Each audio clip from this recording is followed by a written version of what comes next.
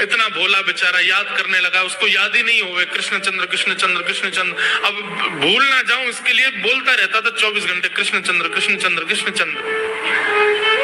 अपने खेत में हल जोत रहा था, कृष्णचंद्र कृष्णचंद्र बोल रहा था। इतने में उसकी पत्नी आ गई, अरे सुनो तुम्हारे लिए भोजन लाई हूं, जल्दी कर लो। बोले कृष्णचंद्र कृष्णचंद्र कृष्णचंद्र। पत्नी पीछे लग गई, पीछे भोजन तो कर लो, रोटी तो खा लो, ठंडी हो जाएगी। बोले अरे तू पीछे मत पड़, मैं भूल जाऊंगा, गुरुजी ने मंत्र दिया मुझको। पत्नी बोली अच्छा एक काम करो, आप भोजन कर आओ, तब तक आपके नाम को मैं रट लेती हूँ, मैं उसको संभाल लूंगी, पर जैसे आप आओगे फिर आपको सुना दूंगी, आप कर लेना। वो ठीक है। बोले क्या बोलना? बोले कृष्णचंद्र।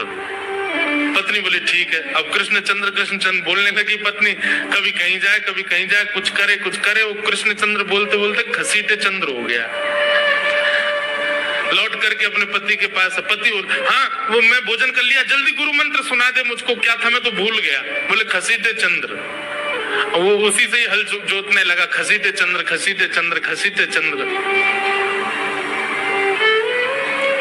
आकाश में वैकुंठ में बैठे हुए वैकुंठनाथ भगवान प्रसन्न हो गए, और प्रसन्न होकर के बोले लक्ष्मी जी हम जा रहे हैं। बोले कहाँ? बोले एक किसान का उद्धार करने जा रहे हैं, उसको वैकुंठ लेके आएंगे।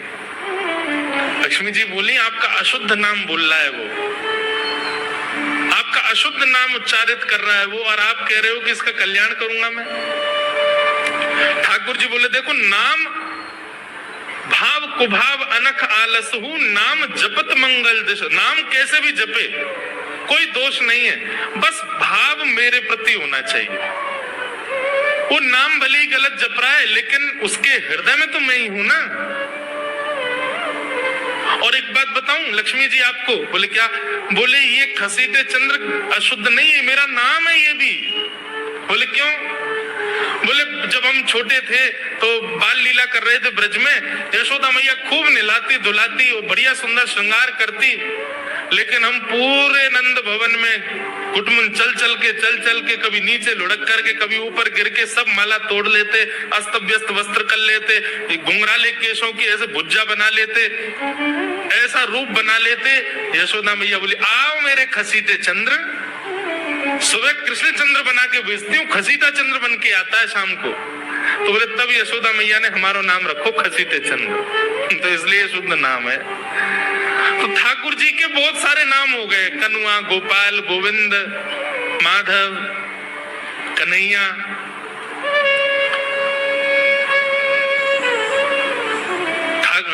यशोदा जी का प्रिय नाम है कन्हैया। मैया लाल जी को इसी नाम से पुकारती है।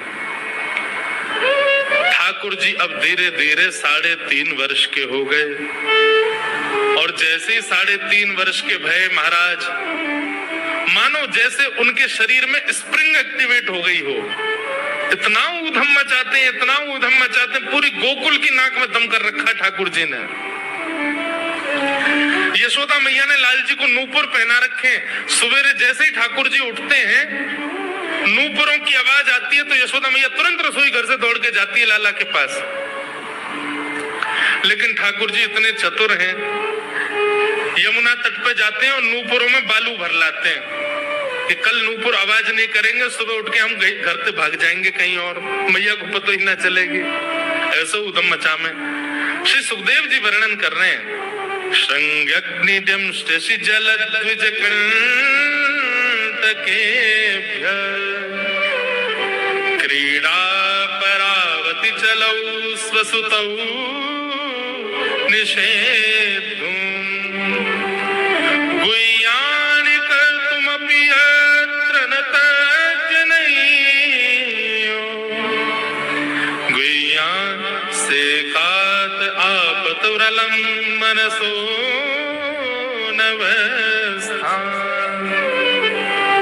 सुखदेव जी वर्णन कर रहे हैं राजन, अब ठाकुर जी वो लीला कर रहे हैं जिस लीला पर देवताओं को भी विश्वास नहीं हो रहा है।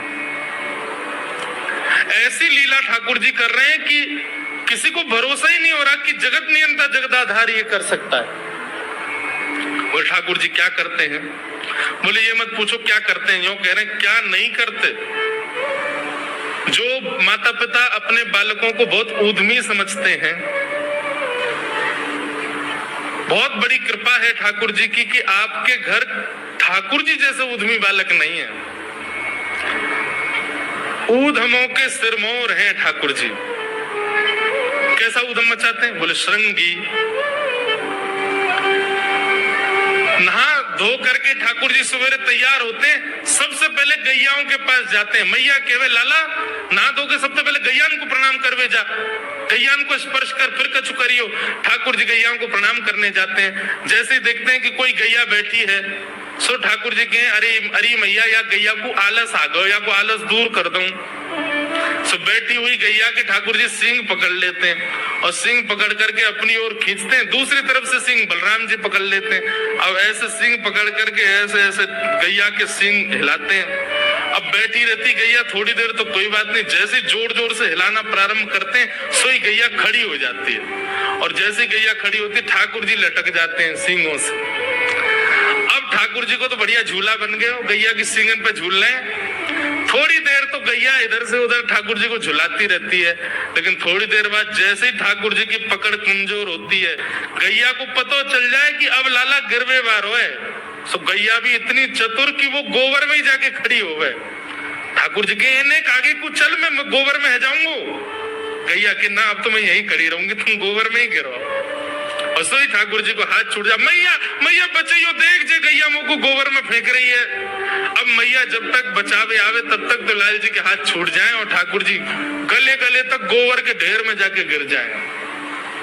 फिर यशोदा मैया निकाले, कितनों सजाए लो, कितनों ए लाला तू वैसे ही कारो, ऊपर से मैं तो को बढ़िया सुंदर बना के रखूं, लेकिन तू घूम फिर गया गोबर में ही आके चौ खेले। मुझको तो लगे तू पूर्व जन्म को सूकर दिखे। ठाकुर जी मन मन मुस्कुरा रहे, हाँ मैया जे बड़ा भगवान को अवतार भयो ना, जाने पृथ्वी की रक्षा करी हिरण्याक्ष थे। भैया बोली हाँ वो मैं ही तो हतो, मैं जय जय हूँ मैया, वो बड़ा भगवान ही जय जय, वही जय जय तेरे यहाँ लाला बन के आयो है। यशोदा मैया की बातन ने मत बनाए कर, नेक नेक बड़ो है क्यों बोलो सीखो, ऐसी बात बनावे जय जय बोले अपने आप पे, नावे धोवे है ना है मुंह पहुंचे ना है, मैं जय जय हूँ। ऐसी मधुर लीला ठाकुर जी कर रहे हैं। आकाश में 33 कोटि देवता ये लीला देख करके अपने नेत्रों पर विश्वास नहीं कर रहे। ऐसे मधुर ठाकुर जी।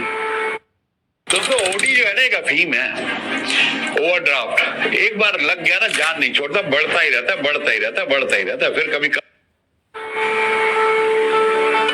संगी अग्नि व्यंष्टि। एक दिन नंद भवन में गैया ब्याह गई। जैसे ही गैया ब्याई, ठाकुर जी जैसे ही गैया ब्याती है ठाकुर जी वहीं खड़े हो जाते हैं।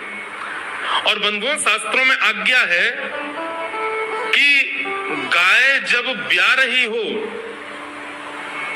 बछड़े को जन्म दे रही हो या बछिया को जन्म दे रही हो, उस समय गैया जो होती है वो दो मुखी हो जाती है। एक मुख तो सामने है और जब जन्म देती है तो बछड़ा या बछिया उसका मुख जब बाहर आता है तो दो मुखी हो जाती है। ऐसी दो मुखी गैया की जब आप परिक्रमा करते हो तो पूरे ब्रह्मांड की परिक्रमा का फल प्राप्त होता है। तो ठाकुर जी का नियम है, नंद बाबा की उंगली पकड़ के खड़े रहे, जैसे ही गैया ब्यावे वारी हो तो वाकू सहलाते रहे, जैसे ही गैया ब्यावे वारी हो, जैसे ही बछड़ा बाहर आवे सोई ठाकुर जी वाकी परिक्रमा कर ले, परिक्रमा करके दंडवत प्रणाम करें, वाकू वाकी चरण रज को माथे से लगा में, और बछड़ा जन्म ले सो वाकू नवा में दुआ में वाकू अपने गरे से लगा में। एक दिन ठाकुर जी जोर जोर से रोने लगे। बछड़ा जैसे ही जन्म लियो बछड़ा ने, ठाकुर जी रोने लगे। नंद बाबा शांत करा में नहीं माने, बलराम जी ने शांत करायो नहीं माने। यशोदा मैया गोद में लेके बैठी, बोले लाला कहा भयो, तू रो क्यों रोए? बोले मैया मेरे संग बहुत बुरा भयो। यशोदा मैया बोली कहा भयो? बोले गैया के बछड़ा ने जन्म लियो। मैया बोली तो वाह बछड़ा को मैंने मुंह खोल को देखो कि सबरे दांत न करे आए, मेरे जन्म को 3 साल है गए अभी तक 4 ही दांत न करे मैया, वो टूट जाए व्यंष्टि रो रहे हैं अपने दांतन को, मेरे दांत चौना न कर रहे सबरे। वाह बछड़ा के जन्म लेती सबरे दांत आ गए, मेरे दांत चौने ही आ रहे हैं। यशोदा मैया ऐसी मधुर बात सुन करके लाल जी को हृदय से फिर झूठी झूठी कहती, मैया कहती लाला तू दूध ना पीवे ना, पूरे दिन मक्खन खावे, मक्खन चीकनो होवे, दांत निकरे चिकनो है कि सुई पेट में चलो जाए, तो दूध पिए कर। कबहू बढ़ेगी चोटी मैया मोरी, कबहू बढ़ेगी चोटी। कभी अपनी चोटी पकड़ के रोते, मैया मेरी चोटी क्यों ना भर रही। बलराम की चोटी देखो कैसी नागिन जैसी चोटी है वाकई, और मेरी चोटी कैसी है मैया, नेक सी पतरी सी। मैया बोल लाला तो दूध ना पीवे, दूध ते चोटी बड़े। बलराम देखिए ऐसा जग भर के दूध पीवे। सो ठाकुर जी दूध को पात्र हाथ में ले में, अपनी चोटी खोल ले में, और फिर चोटी पकड़ करके दूध पी में, और दूध पीते पीते नापते रहे कितनी बड़ी भई की ना भई अभी। ऐसी मधुर लीला ठाकुर जी करते हैं।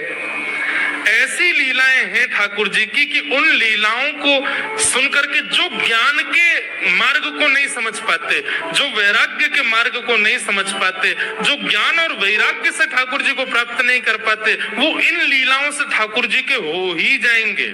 ऐसी लीला है। और क्या करते हैं ठाकुर जी, बोले द्विजकंटकेभ्य। इतनी मधुर लीला है ठाकुर जी की। नंद भवन से सुबह सुबह निकल जाते हैं और राह चलता कोई भी हो अपरिचित, यदि वो साधु है, यदि वो कोई वैष्णव है, यदि वो कोई भजनानंदी है, तो ठाकुर जी उसके पास चले जाते हैं और पास जाके पता क्या बोलते हैं, अरे तुम यहां डोल रहे हो। बोलो भैया कौन हो तुम। अरे जी सब बाद में पूछियो, हम तो यूं कह रहे तुम यहाँ घूम रहे हो, नंद बाबा तुम्हारी माँ बात देख रहे हैं, नंद बाबा तुम्हारा इंतजार कर रहे हैं। किसी से भी। बोले काय को कर रहे हैं भैया इंतजार। अरे आपके काजे यशोदा मैया ने 56 भोग बनाए हैं, और यशोदा मैया तो थाली सजा के बैठी है, आप घर जाओगे तब आपको प्रेम से प्रसाद पवाएंगे, फिर दक्षिणाओं देंगे। अरे जल्दी करो, देरी मत करो, जल्दी नंद भवन पहुंच जाओ।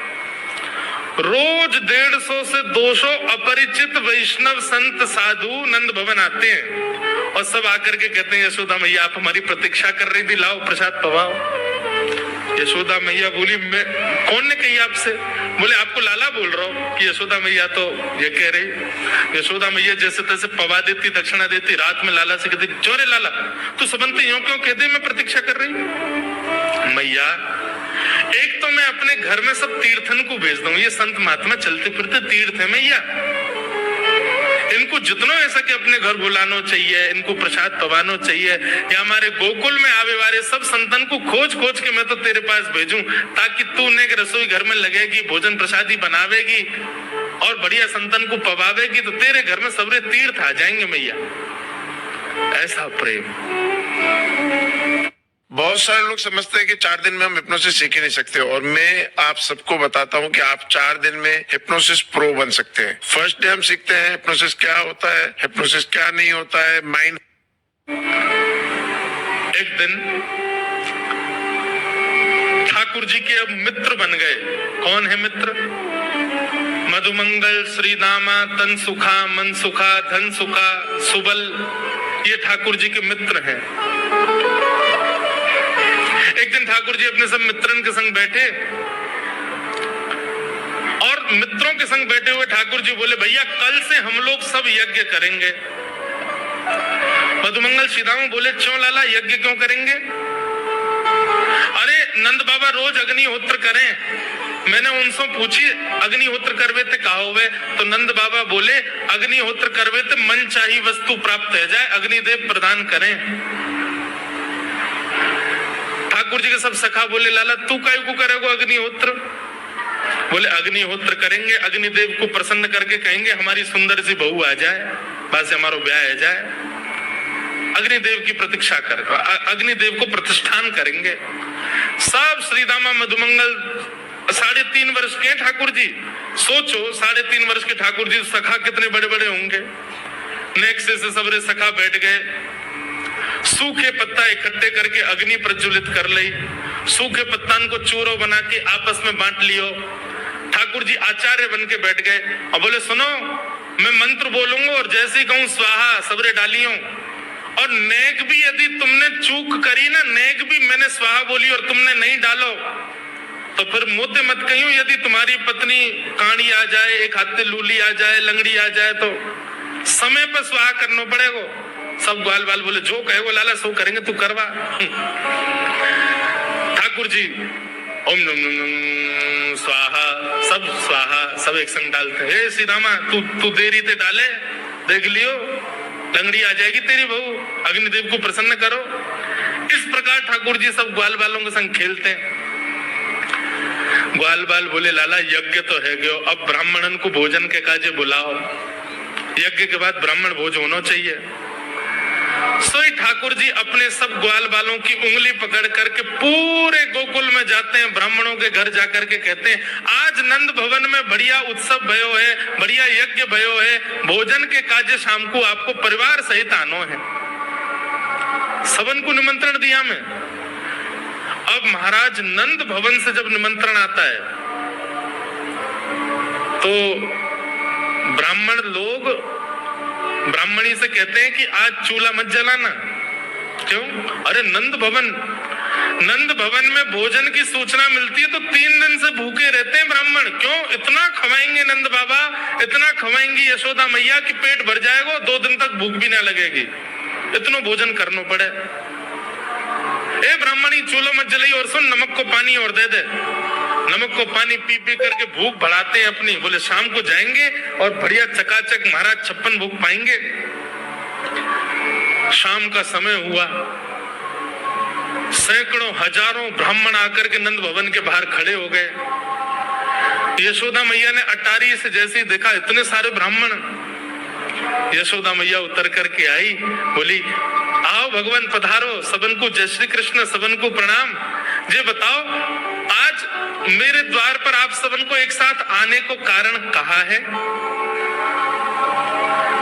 किसी को निमंत्रण देकर के और फिर पूछो कारण क्या है, बड़ा अजीब लगता है। किसी को आपने बुलाया भोजन पे, वो बेचारा आ गया, फिर आपको बताओ भैया कैसे आए, कितना अजीब लगे।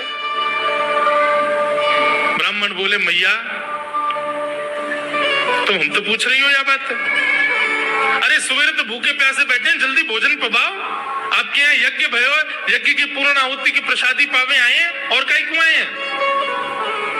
यशोदा मैया बोली कौन सा यज्ञ, कब भयो यज्ञ, कौन सी पूर्ण आहुति? ऐसा कछु ना भयो हमारे यहाँ, आप लोगों को कोई गलत जानकारी मिली है, कौन ने कही आपसे? ब्राह्मणों के नेत्रों में आंसू आ गए। बोले मैया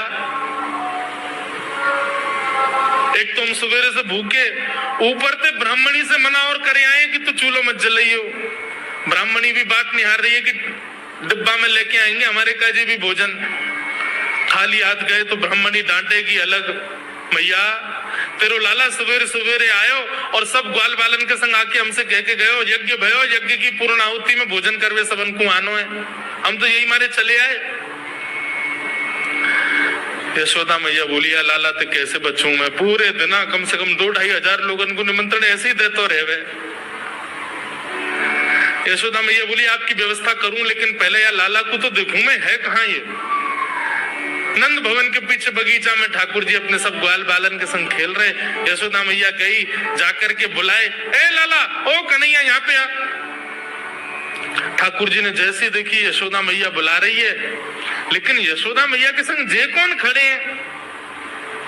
ए श्री दामा मधुमंगल। बोल हाँ ये तो सांची में आ गए सबरे ब्राह्मण, हम तो ऐसे खेल खेल में निमंत्रण दे के आए इनको। मैया बहुत मारेगी भैया, मैं अकेलो नहीं जाऊंगा, तुम भी चलो मेरे संग। यदि मुंह में एक थप्पड़ पड़ो तो तुम मुंह पड़वाऊंगा। मैया बहुत मारेगी आज। और मधुमंगल श्रीदामा जबरदस्ती उनको हाथ पकड़ के ठाकुर जी ले गए। हाँ मैया बता कहा कह रही? मैया ने कान पकड़ो, है रे लाला जो जो बड़ो है तो जा रहा हो, तेरे उधमन की सल ना पड़े। काकियो तेने? बोले काकियो मैंने। ये सब कौन है? मुँह का पतो कौन है? मैं ना जानू मैया इन्हें। बोले जे सब रे ब्राह्मण है हमारे गोकुल के, और सब यूं कह रहे हैं तेने इनके घर जाके इनको सबन को निमंत्रण दियो, यूं कहीं हमारे यहाँ यज्ञ भयो आकर के आप सबन को भोजन पानो है। भैया तेरी सौगंध खा के कह रहा हूं, मुझको तो जीव ना पता इनको घर कौन सी गली में। झूठ बोल रहे हैं सब रे, मैंने निमंत्रण ना दियो। ब्राह्मण सब बोले मैया देखो कैसा सफेद झूठ बोल रहे हैं आपके आगे। मैया बोली सच बता तेने निमंत्रण क्यों दियो। तब ठाकुर जी बोले मैया बताऊं? बोले बता। बोले हम खेल खेल को यज्ञ कर रहे, वह यज्ञ में सामग्री नहीं, वह यज्ञ में मंत्र बोलने वाले भी ना है, वह यज्ञ में कोई ब्राह्मण भी ना हो, हम आपस में ही सब यज्ञ कर रहे। भाई यज्ञ के बाद ये मधुमंगल बोलो ब्राह्मण भोजन होना चाहिए, तो हमने इन ब्राह्मणों को न्योता दे दियो। मैया बोली अब ये ब्राह्मण आगे कहाँ पवाऊं? बोले मैया देख सीधी बात है, या में ज्यादा चिंता करने की कोई बात ही ना है। जब बिना मंत्र के, बिना ब्राह्मणन के, बिना यज्ञ सामग्री के हमारो यज्ञ है सके, तो ऐसे ये भी खाली खाली दोना लेके बोलते हैं हाँ भाई रसगुल्ला बहुत बढ़िया बनो है, ये देखो ओ हो मोहन थार तो बहुत ही बढ़िया बनी है, सब्जी तो पूरी कितनी बढ़िया लग रही है, खाली पत्तल लगा दे, खाली दोना लगा दे, और भाव से ये लोग भी पालेंगे है क्यों भोजन, भाव को यज्ञ भाव को भोजन। ब्राह्मणों को बंधुओं गुस्सा, ठाकुर जी की लीला पर किसी को क्रोध नहीं आता, सब हंस जाते। पर यशोदा मैया आधी रात में रसोई बनाती है, सब ब्राह्मणों को पवाती है और इतना बनाती है कि उनके घर भिजवाती है। भैया बोले लाला इतना काम करावे। बोले मैया तू बैठी बैठी ने मोटी है गई है, हमारे मुंह को लगे, तू पूरे दिन लगी रहकर रसोई में कचू कचू बनाती रहकर। ऐसी ठाकुर जी की मधुर लीला। बंधुओं भगवान ने चोरी क्यों की? अभी तक चोरी शुरू नहीं हुई ठाकुर जी की। अभी चोरी का प्रसंग कैसे प्रारंभ होता है? एक दिन ठाकुर जी अपने ग्वाल वालों के संग खेल रहे थे, तो ठाकुर जी ने ऐसे खेल खेल में श्रीदामा को धक्का दिया, श्रीदामा गिर गया, बहुत जोर से रोया। ठाकुर जी बोले अरे भैया शांत है जा, लग गई। अरे ठीक है अब शांत है जा, लेकिन श्रीदामा शांत नहीं हुए। ठाकुर जी बोले तुम कैसे हो? गोकुल में रहे में हम, गोकुल को मतलब है जहां हर घर में 1000 गैया, उसका नाम है गोकुल। इतनी गैयान को दूध घी दही सब हमारे घर में होवे। अरे खा पी के ने बढ़िया अपनी शरीर को बनाओ, खेल खेल में लगती रहे, इतना रोवे को कहा मतलब है? तो श्रीदामा क्रोध में भर के बोला तू तो राजा को बेटा है लाला, तो को मक्खन खावे को मिले, घी खावे को मिले, दही पीवे को मिले, हम लोग तो बेचारे गरीब ब्रजवासी हैं, हम लोग जितना दूध घी दही बनावे सब कंस के लोग ले जावे हमारे यहाँ से। कंस ने ब्रजवासी के ऊपर कर लगा रखो है, टैक्स लगा रखो है, कहा कि प्रत्येक ब्रजवासी को इतनो मटका भर के घी दूध दही सब मथुरा भेजना पड़े, हम लोग घर में ना रख सके, क्योंकि कंस के सिपाही जब आके हमारे घर की तलाशी करें, यदि इतने मटका हमारे घर को प्रसारित है, वहां से ज्यादा यदि हमारे घर में मिल गए तो मृत्यु दंड होगा हमारो। समझ रहे हैं बात? कंस ने पूरे ब्रजवासियों को कह रखा है कि हर घर में 4 मटकी से ज्यादा नहीं होनी चाहिए, उससे अधिक आने वाला दूध घी दही ये सब मथुरा भेजना है। और यहाँ हर ब्रजवासी के यहाँ 1000 गैया, और 1000 गैयाओं का जितना दूध घी दही होता है उसमें से 4 मटकी केवल घर में रहती हैं, बाकी सब मथुरा भेजना पड़ता है। या हमारे लाला हम लोगन को खावे पीवे को ना मिले, तू तो राजा को बेटा है, तेरे नंद बाबा तो गोकुल के राजा हैं, या हमारे तो को तो खूब छूट है, हम लोगन को छूट ना है। ठाकुर जी बोले ये बात है? बोला हाँ। ठाकुर जी बोले मेहनत करें हम, गैया को पाले हम, गैया को घास खवा में हम, गैया की सेवा करें हम, और दूध पीवे को वो राक्षस कंस।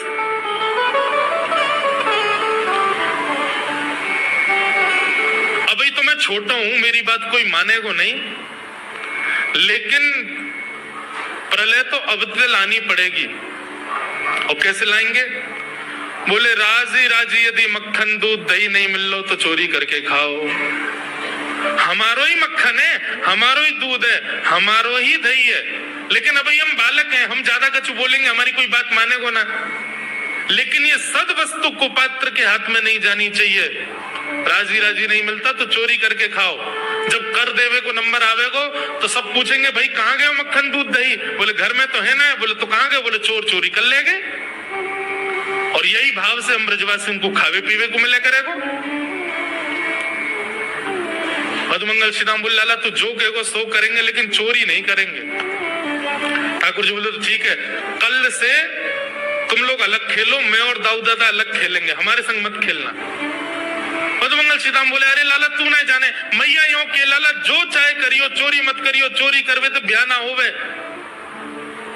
ठाकुर जी बोले ब्याह की पड़ रही है तो है ब्याह ना होवे, ऐसो पत्र पूछ रहा सो है गयो, पत्रो दुबरो सो तू सीख जैसो है गयो, तो कौन ब्याह करेगा ऐसे? अरे ब्याह करना तो ने खाया ने पी ने बढ़िया गाल तेरे बढ़िया होंगे, शरीर ने बढ़िया होगा तभी तो ब्याह होएगा।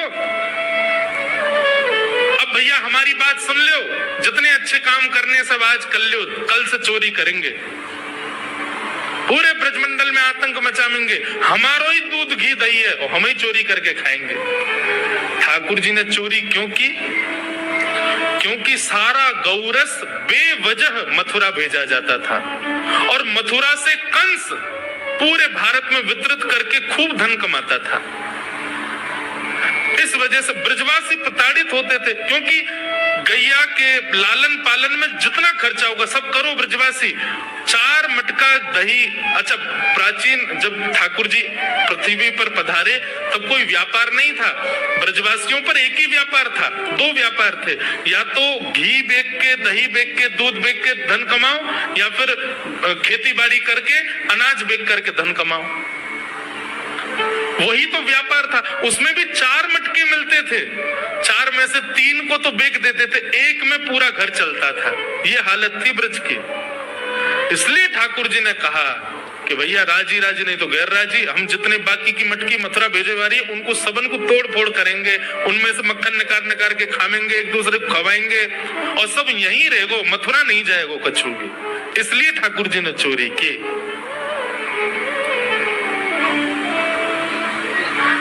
ठाकुर जी बोले प्रैक्टिस मेक्स मैन परफेक्ट। सबसे पहले प्रैक्टिस अपने घर में ही कर लें कैसे करनी है चोरी। सो अगले दिन ठाकुर जी सवेरे उठे और देखने लगे यशोदा मैया देख तो नहीं रही, और ठाकुर जी चुपचाप गए महाराज जहां पर सारे मक्खन दूध दही रखे, वहां पहुंच गए गौरस भंडार में। और गौरस भंडार में एक मटकी के ऊपर से ढक्कन हटाए करके जैसे ही ठाकुर जी ने हाथ बोर के पानो प्रारंभ किया, सामने एक खंबा था, उसमें मणि लग रही थी। आज पहली बार 3.5 वर्ष की आयु में ठाकुर जी ने अपना प्रतिबिंब देखा, पहली बार अपने आप को देखा दर्पण में। बंधुओं, बच्चों को शीशा नहीं दिखाते, छोटे बच्चों को तो दिखाते ही नहीं, और 3-4 वर्ष तक भी बालक को अपनी शक्ल थोड़ी दिखता है वो। अब इसके पीछे कारण बहुत सारे बताए जाते हैं, परंतु हमें तो लाल जी से मतलब, लाल जी का क्या है? ठाकुर जी ने जैसे ही प्रतिबिंब में अपने रूप को देखा, अपने रूप को देख करके ठाकुर जी बोले हो तू भी आयो यहाँ चोरी करवे? अपने आप से बात कर रहे हैं ठाकुर जी।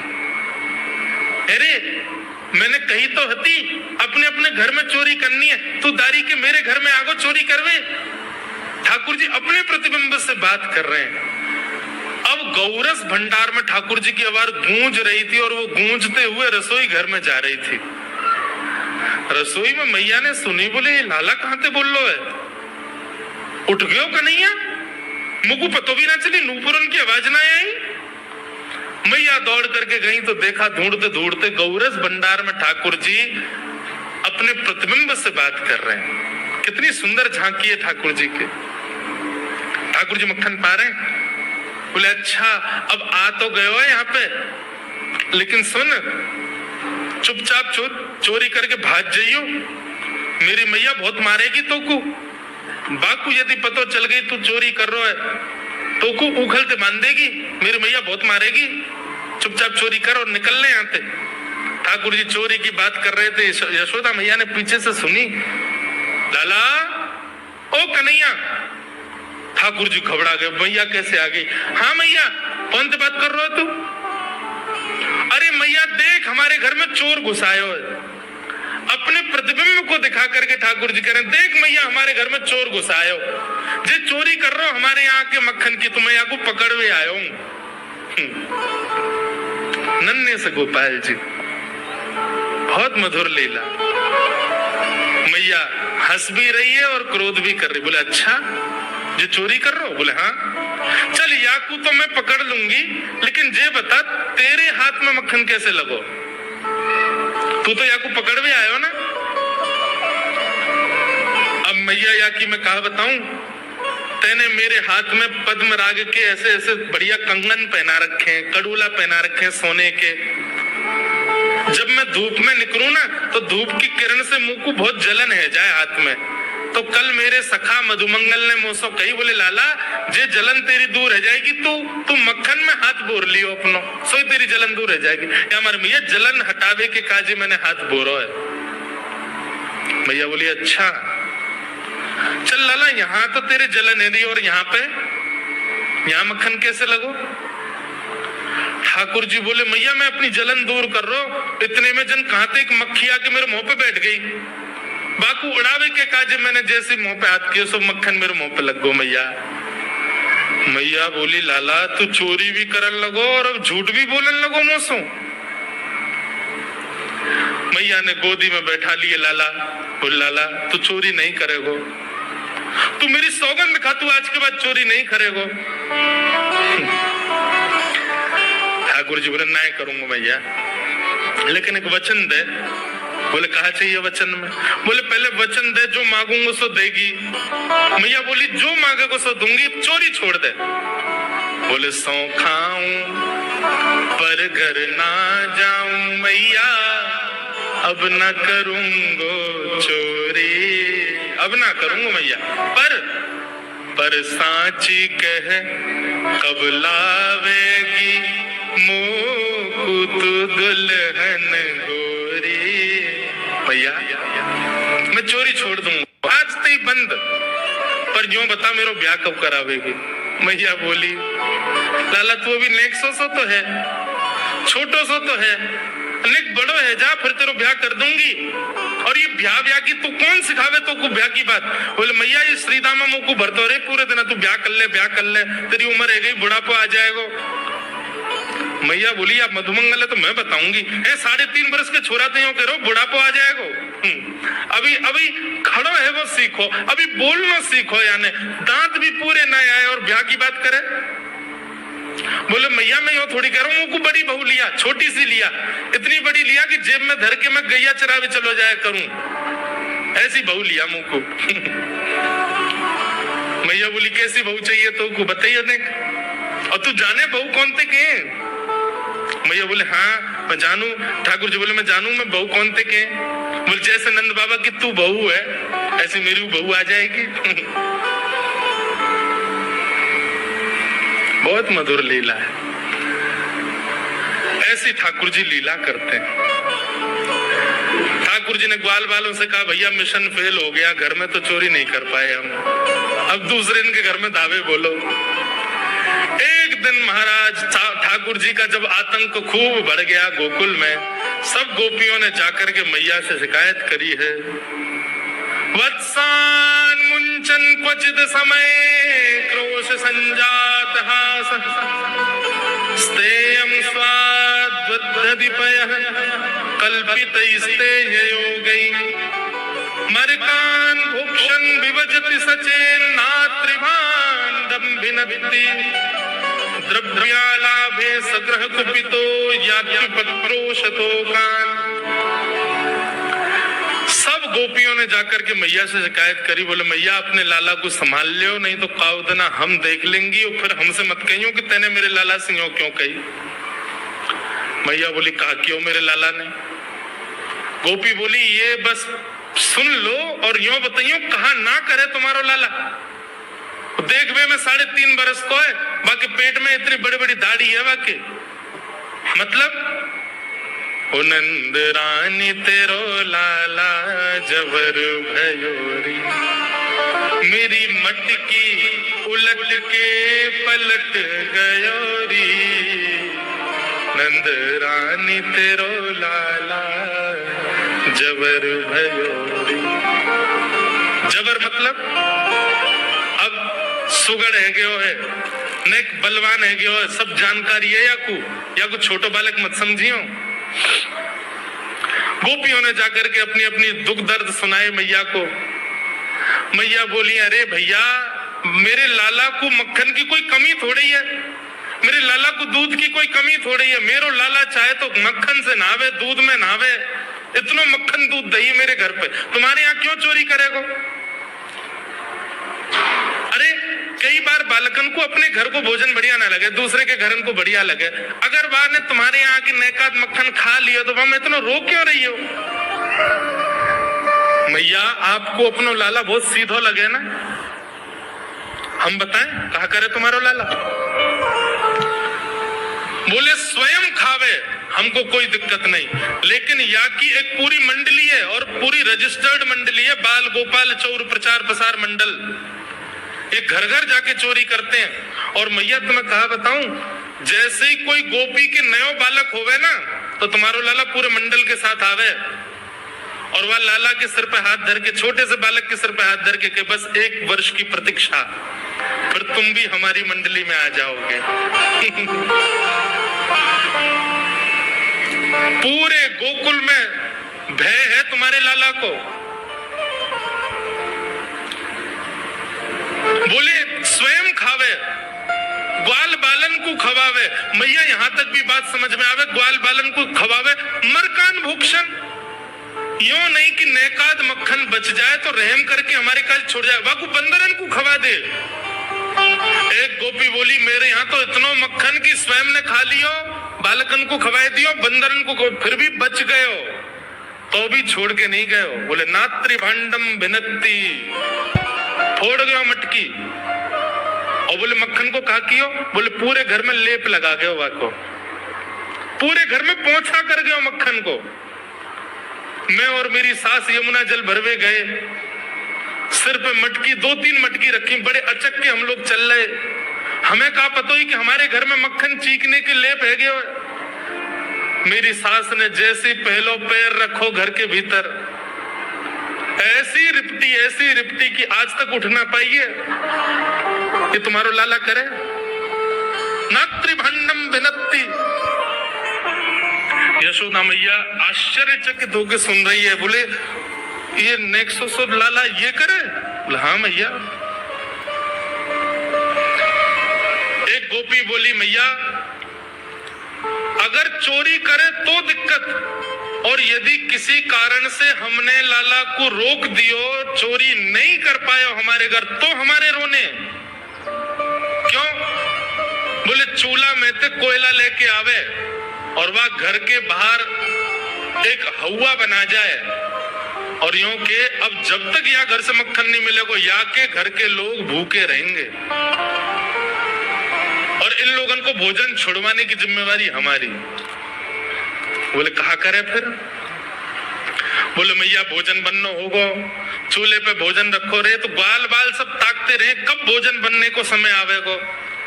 जैसे ही कछु और काम करवे के काज गोपी नेक उठ के जावे, तो कहो तो बाकी कढ़ैया में खूब सारो पानी डाल जाएंगे, सब्जी ना बन पावेगी, आटे में नमक फेंक जाएंगे।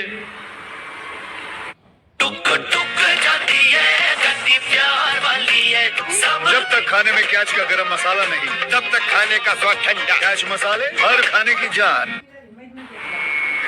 एक गोपी बोली, मेरे यहाँ जो कियो वो तो कोई के यहाँ ना कियो होगो। बोले कहा? बोले मेहनादी निवास्तव, मेहनादी निवास्तव। क्या किया? बोले मैया 3 दिन तक प्रयास कियो तुम्हारे लाला ने, मेरे घर से चोरी नहीं कर पाए हो, तो टेढ़ी से नजर करके बोलो कल तेरे घर में सब लोग भूखे रहेंगे, भोजन ही नहीं बनेगा तेरे यहाँ। मैंने कि लाला चल बात मत बनावे, भग जाए तो चल। और मैया माने वो कर दियो। बोले कहा कियो?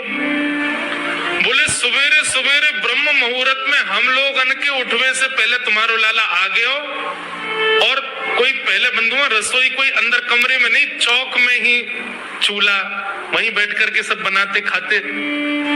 बाहर चौक में चूल्हा के ऊपर आके बैठ गए, अपनी धोती वोती उतार दी और सब वहीं कर आयो। मैं अनादि निवास्तव। ये बात जैसे यशोदा मैया ने सुनी, बोले नहीं नहीं नहीं नहीं, झूठ बोल रही हो, मेरो लाला ऐसा ना कर सके।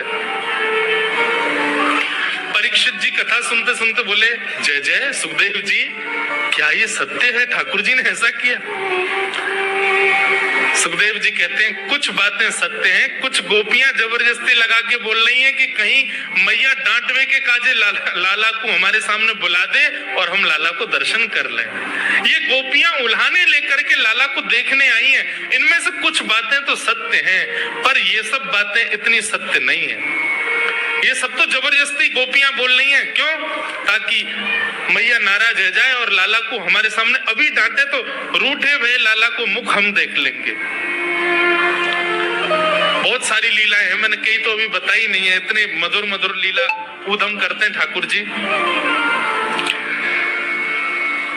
इस प्रकार ठाकुर जी पूरे ब्रजमंडल में गौ रस को चोरी करते हैं। वास्तव में मक्खन नहीं, ब्रजवासियों के मन को चुरा रहे हैं ठाकुर जी। सबकी एक ही आशा है, श्री कृष्ण श्री कृष्ण श्री कृष्ण। सुबह से शाम तक पूरा ब्रजमंडल केवल कृष्ण को देखने के लिए जीता है।